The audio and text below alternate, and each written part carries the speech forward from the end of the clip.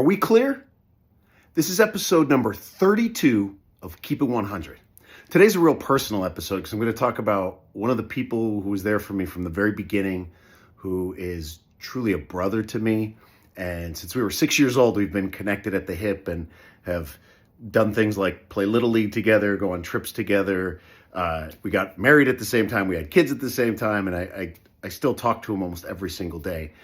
And when you think about where we all came from and where we grew up and where we learned, teachers, coaches, right? It takes a village to be raised and raised well, and a whole lot of love. And there's very few people I can think of who had more of an impact in my life than this man.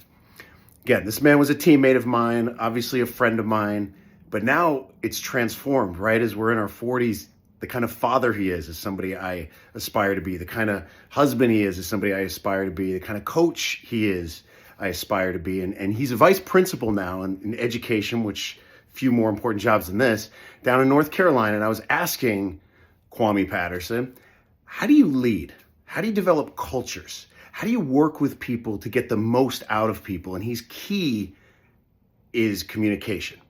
His focus is communication. So when he has a session or a meeting or a get together, they cover what they got to cover on the agenda, and then round the room individually, are we clear? Are our heads and our hearts clear? Are we clear? Are our heads and our hearts clear? And every single person in that session has to acknowledge it, has to say yes before they move forward. And then they can move on forward to do what they got to do, to produce their position, to create what they need to create in their world with a freedom and a trust that we had a safe space to discuss things, but now we can move forward and be excellent in what we do. So I love you, Quam, and I'm proud of you, but I thank you for being the guy who was with me when I was 6 years old, and now the guy with me who I'm 45 years old, still teaching me lessons and being the kind of pal you are. So thank you. Gotta ask, are we clear? Happy creating.